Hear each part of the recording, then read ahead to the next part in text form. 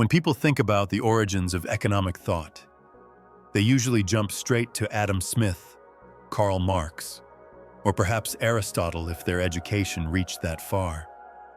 But there is a quieter truth buried deep in the medieval world, one that Western history rarely emphasizes.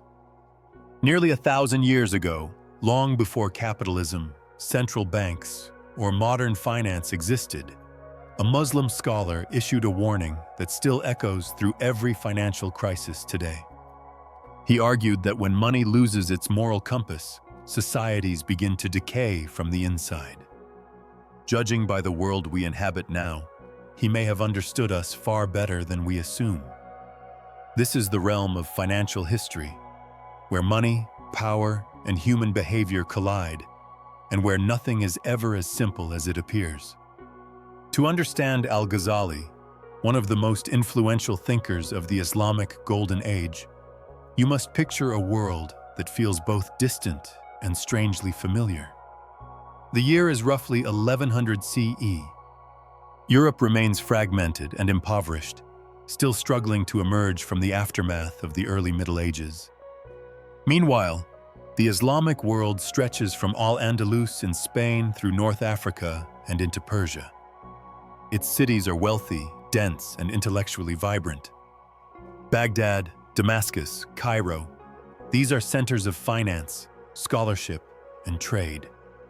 Caravans move constantly along vast trade routes, carrying silk, spices, textiles, and silver. Markets are crowded. Knowledge circulates freely. Scholars debate philosophy, law, astronomy, and medicine. Wealth is expanding rapidly, reshaping society faster than anyone fully understands. It is within this environment of commercial growth and rising inequality that Abu Hamid Al-Ghazali emerges. He was at once philosopher, jurist, theologian, and critic, the rare kind of thinker capable of explaining both the purpose of the human soul and the function of a monetary system without hesitation. Born in 1058 in Persia, Al-Ghazali rose quickly through the intellectual ranks. By his mid-30s, he held one of the most prestigious teaching positions in the Islamic world. But what distinguished him was not his status. It was his refusal to accept the existing order as healthy or inevitable. He observed a society growing richer while feeling increasingly hollow, an economy flourishing outwardly while corroding inwardly. The modern parallel requires little imagination. Al-Ghazali asked a question few dared to confront. What happens when a civilization becomes wealthy faster than it becomes wise? To answer it, he turned his attention to money itself. This is where many modern audiences are surprised. Al-Ghazali was not merely a religious thinker. He was among the earliest philosophers to examine money through moral, psychological, and systemic lenses. Where Aristotle treated money as a functional invention, and later economists would analyze it mathematically, Al-Ghazali focused on how money reshapes behavior, incentives, trust, and ultimately the fate of societies. At its core, he argued, money was never meant to be worshipped, hoarded, or treated as a symbol of status. It was a tool, nothing more, designed to facilitate exchange. He compared money to a mirror. A mirror has no intrinsic value. Its worth lies in what it reflects. Money functions the same way. Its power does not come from gold or silver itself, but from its ability to enable cooperation, trade, and collective progress. From this foundation emerged one of his most enduring insights. Hoarded money is dead money. Wealth locked away in chests, buried in courtyards, or hidden from circulation was not merely unproductive in his view, it was socially destructive. Idle wealth does not pay workers, fund commerce, or sustain families. It chokes economic life. Al-Ghazali described hoarding as freezing the bloodstream of society, an image that could easily appear in any modern critique of inequality. Importantly, His argument was not simply moral outrage at greed. It was systemic analysis. When wealth is hoarded, artificial scarcity is created, not because resources are absent, but because circulation is blocked. Prices distort. Markets malfunction. Ordinary people suffer. From here, Al-Ghazali advanced another crucial idea: speculation destroys trust. He condemned merchants who manipulated prices, engineered shortages, or exploited crises for profit. To him, this behavior was not clever entrepreneurship, but moral corruption, profit without contribution. Those who benefited from the suffering of others, he argued, were drawing wealth from decay itself. And once corruption takes hold, it spreads through markets, institutions, and eventually the entire social order. Yet Al-Ghazali was not opposed to trade or profit. He believed markets were natural, necessary, and potentially noble. His target was dishonest commerce, false weights, concealed defects, misinformation, and deception. Markets function, he believed, only when participants trust one another. When trust collapses, the economy collapses with it.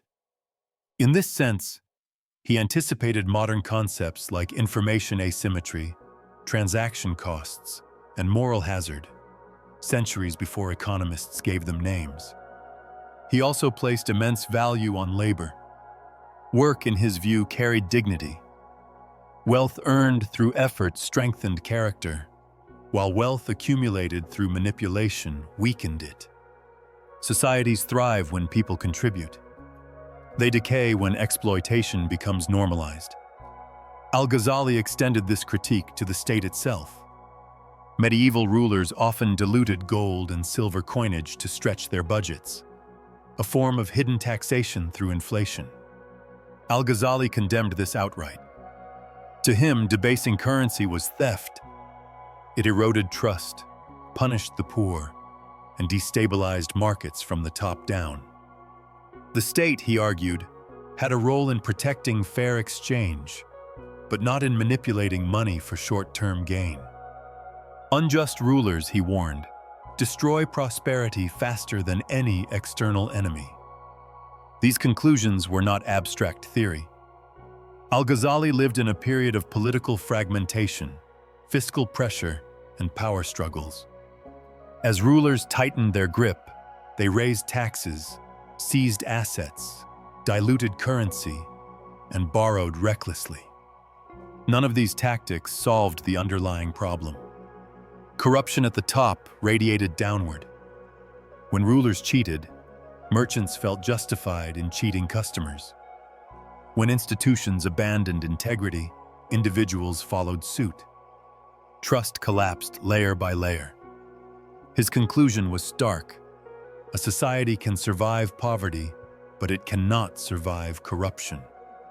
Economic collapse, he argued, is rarely caused by a lack of money or resources.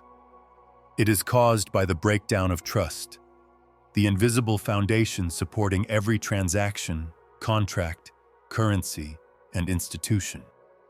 Once trust erodes, even the wealthiest society becomes fragile. Al-Ghazali understood something timeless about human nature. People hoard out of fear. They speculate out of greed. They cheat when they believe they can escape consequences. They manipulate money because money is easy to manipulate. And once exploitation becomes normal, collapse is already underway. You cannot repair an economy without repairing the incentives that guide behavior. Laws and markets matter, but behind them are human choices driven by fear, ambition, and desire. If incentives reward dishonesty, instability follows. This is why Al-Ghazali insisted that wealth without responsibility is dangerous. Wealth is not evil, but it is incomplete without purpose. Societies flourish when individuals give more than they extract. They weaken when profit becomes detached from communal obligation. A selfish society, he warned, eventually collapses under its own weight. And when it does, Even the wealthy are not spared. Seen from the modern world, his ideas feel less like medieval philosophy and more like diagnosis. Rising inequality, speculative excess, institutional mistrust, currency manipulation, and recurring financial crises all echo the patterns he identified 1,000 years ago. Al-Ghazali understood what many still resist admitting: money is not a mechanical object. It is a moral ecosystem. When that ecosystem breaks down, the financial system follows. His message remains painfully relevant. When money is severed from morality, collapse becomes a matter of time, not possibility. If this perspective reshaped how you think about wealth, trust, and power, subscribe to Empire of Money, where we explore the deep moral and historical structures behind the world's financial systems.